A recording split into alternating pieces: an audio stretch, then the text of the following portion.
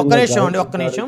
అయ్యప్ప గారు ఫోన్ లైన్లోకి వచ్చారు. అయ్యప్ప గారు, మీ మీ దగ్గర సిగ్నల్ వీక్గా ఉంది. సో సమస్య ఏంటి అనేది మీరు ఫోన్ లైన్లో క్లియర్గా చెప్పండి అయ్యప్ప గారు. కండవేలు కోఆపరేటివ్ సొసైటీలో మా అమ్మగారి పేరుని 2 లోన్లు తీసుకోవడం జరిగిందండి. ఎవరు తీసుకున్నారు? మేమే తీసుకున్నామండి. ఎప్పుడు, ఏ సంవత్సరంలో తీసుకున్నారు?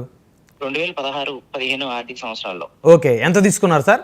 ఒకటి 72,000 రూపాయలు, ఒకటి 1,64,000 రూపాయలండి. ఓకే. ఆ 2 లోన్లో ఒక లోను క్రాఫ్ట్ లోన్ అండి, ఇంకో లోన్ గేదెల లోన్ అండి. గేదెల లోన్ సంవత్సరానికి 40,000 రూపాయలు వడ్డీ చొప్పున, అలాగే 5 సంవత్సరాలు కూడా మేము కట్టేయడం జరిగిందండి. దాంట్లో సబ్సిడీలు కానీ రాయితీలు కానీ మాకేమీ ఇవ్వలేదండి. ఓకే.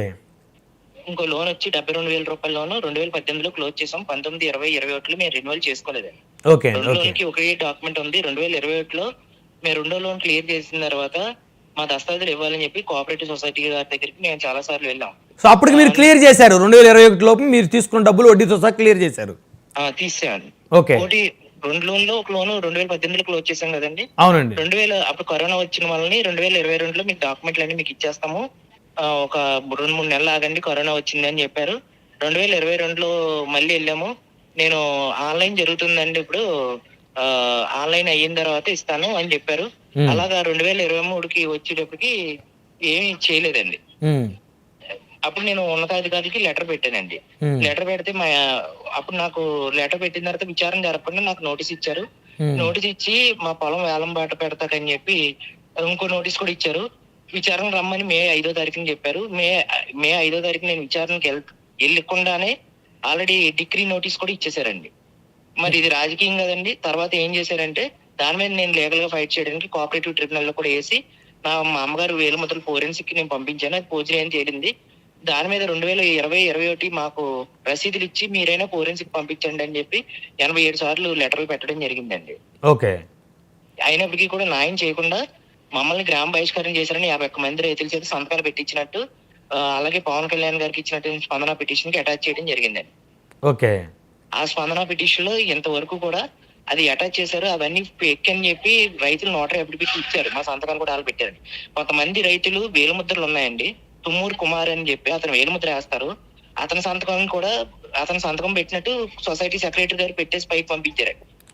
ఈ విషయం అయి కూడా నేను అధికారులకు కూడా చెప్పాను, వేలుముద్ర ఉన్న రైతుకి సంతకాలు పెట్టి పంపించడం ఏంటండి, అలాగే కొంతమంది రైతులు పోజరీ చేశారు, ఇలా తప్పుడు రిపోర్ట్లు ఎందుకు పెట్టారు, ఈ అధికారులు ఏం చేస్తారు విచారణ చేయకుండా అని చెప్పి నేను అడగడం జరిగిందండి. అలా అడిగినా కూడా నాకు న్యాయం చేయలేదు. 87 సార్లు కంప్లైంట్లు పెట్టిన ఇంతవరకు న్యాయం చేయలేదండి. ఇలాగ అడుగుతున్నానని ఏదన్నా 27 సంవత్సరాలు అయిందండి మేము కండవేలు గ్రామం వచ్చి, మాకు ఎవరితో ఎటువంటి గొడవలు లేవు.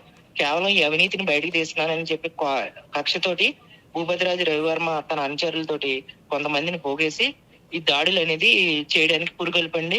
మార్చి 30వ తారీఖున వేణుగోపాల స్వామి గుడిలో మీటింగ్ పెట్టి కొంతమందికి మద్యం పోయించి బిర్యానీలు పెట్టించి 8:30 నుంచి 9 గంటల మధ్య ప్రాంతంలో సాయంత్రం మా ఇంటి మీద మోకముడిగా పెద్ద దాడి జరిగింది. నేను దాడి జరిగినప్పుడు ఎస్ఐ గారికి కూడా ఫోన్ చేశాను. కానీ ఎస్ఐ గారు కూడా మా గ్రామంలోనే ఉన్నప్పటికీ కూడా ఆ దాడి జరిగిన ప్రాంతానికి రాకుండా వేరే గ్రామం వెళ్ళి తర్వాత దాడి అయిపోయిన తర్వాత మా గ్రామానికి వచ్చారండి, మా ఇంటికి వచ్చారు. నేను రక్తంతో ఉన్నాను, బీరువాలో వస్తువులు అన్ని చిలాచింద్రైపోయి మంచాలు ఇరక్కొట్టారు, ఇదిగోండి డబ్బులు గట్ట పట్టుకెళ్ళిపోయారు, ఇలా చేశారు. వాళ్ళని నిందితులు పట్టుకోమన్నాను. నా సెల్ ఫోన్ కూడా పట్టిపోయారు. సెల్ ఫోన్ కూడా 4 రోజులు 5 రోజులు అడిగినా గానీ నాకు ఎస్ఐ గారు ఏం చెప్పలేదండి. 5వ రోజుని సెల్ ఫోన్ సీజ్ చేశారండి. మేము సీజ్ చేసామని చెప్పారు. అది ఎక్కడ ఎవరి దగ్గర తీసుకున్నారన్న విషయం ఈ రోజు కూడా చెప్పలేదండి. నా సెల్ ఫోన్ నా ఇంటికి వచ్చి పట్టుకెళ్ళిపోయింది కందులు నరసన్న అండి. తర్వాత నిన్న 5వ తారీఖు శనివారం నాడు మా గ్రామంలో పొలంలో పని చేసుకోవడానికి వెళ్తే అక్కడ అనుకుల శ్రీని అనే వ్యక్తి నన్ను కామెంట్ చేశారు. నేను నీకు గొడవలు లేవు కదా, నువ్వు నన్ను ఎందుకు కామెంట్ చేస్తున్నావు అని అతనితో మాట్లాడితే అతను నన్ను బూతులు తిడితే నేను దాన్ని క్వశ్చన్ చేశానని చెప్పి అతను వెంటనే ఫోన్ చేయగా టీడీపీ మండల అధ్యక్షుడైన అతికల శ్రీను, ఇంకో ఆయన కందుల నరసన్న, సానబోయిన హనుమంతరావు, ఇలాగా బ్రహ్మం సాయి, ఇలా 7-8 మందిని బల్లి మీద తీసుకుని వచ్చారండి. అప్పుడు నాతో ఉన్న ఒక మనిషి మడిచర్లు వేసి అతను వీడియో తీయడానికి ప్రయత్నం చేయగా అతని ఫోన్ లాగేసుకున్నారు. అక్కడ చిత్తమ్మ అమ్మవారి గుడి దగ్గర కూడా వీడియో ఫుటేజ్లు ఉన్నాయండి. అయినప్పటికీ కూడా ఆ వీడియో ఇంతవరకు పోలీసులు ఏం చేయలేదు. నేను మధ్యాహ్నమే కంప్లైంట్ ఇచ్చారండి అదే రోజు. ఎస్ఐ గారు నాకు ఇలా న్యాయం చేయండి, ఇలా పొద్దున కొట్టారు, నాకు టీషర్ట్ చింపేశారు, ఆ ఫోటో గట్ట పెట్టాను. అయినప్పటికీ కూడా ఎస్ఐ గారు ఏం పిలవలేదు, అడగలేదు. మళ్ళీ సాయంత్రం 9 గంటలన్నర సమయంలో తూర్పు ఎప్పటి నుంచి కండవేలు వెళ్ళి మార్గం మధ్యలో బండి బాగు చేయించుకుని అట్లాగే ఈ పట్టుకుని వెళ్తుందండి. అపరాలు కొనుక్కుని ఇంటికి వెళ్తున్న మార్గం మధ్యలో రెండో మలుపు వద్ద ముగ్గురు మంకీ క్యాప్లు వేసుకుని గుర్తు తెలియ విధంగా ఉండి కత్తులతో దాడి చేశారండి. ప్రాణ రక్షణ కోసం నేను అక్కడి నుంచి వచ్చి మంగళగిరి పార్టీ కార్యాలయానికి వెళ్ళి పవన్ కళ్యాణ్ గారు ఫిర్యాదు చేద్దాం అనుకున్నాను. ఆయన సార్ అందుబాటులో లేరు. తర్వాత మా మంత్రివర్యులు కందుల దుర్గేష్ గారు కూడా చెప్పాను. ఆయన డిఎస్పీ గారు చెప్పారు కేసు విచారణ చేయమని. పోలీసులు ఈ రోజు తను గవర్నమెంట్ హాస్పిటల్కి వచ్చి స్టేట్మెంట్ రికార్డ్ చేయడం జరిగిందండి. ఈ లోట్లోనే పోలీసులు కొంతమంది ఎవరైతే నిందితులు ఉన్నారో వాళ్ళకి ఫోన్ల ద్వారాగా ఆ కంప్లైంట్ ఫిర్యాదు ఫోటో తీసి కూడా వాళ్ళకి పెట్టడం జరిగింది. వాళ్ళతోటి పోలీసులు కూడా కొంతమంది టచ్ లో ఉండడం కూడా జరుగుతుందండి.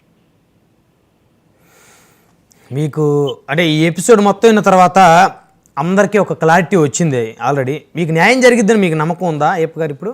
నాకైతే న్యాయం జరుగుతుందని నమ్మకం లేదండి. ఎందుకంటే వాళ్ళు టీడీపీ పార్టీలో 307 ఇంటి మీద దాడి చేసి 307 కేసు ఉన్నప్పటికీ కూడా దాన్ని విచారణ చేయకుండా మళ్ళీ మండల అధ్యక్ష పదవి అతనికి ఇచ్చారండి.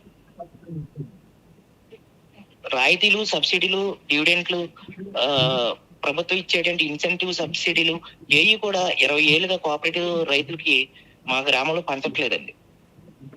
పైగా ఎవరైతే బాధితులు కంప్లైంట్లు ఇస్తారో వాళ్ళ పంచాయతీ అడ్డం పెట్టుకుని వాళ్ళ మెట్లు వచ్చినాయని మెట్లు కొట్టించడం, లేకపోతే వాళ్ళ ఇంటి వాళ్ళకి కరెంట్లు కట్ చేయించడం, ఇటువంటి దాడులు కూడా చేస్తున్నారు. అందువల్ల వాళ్ళకి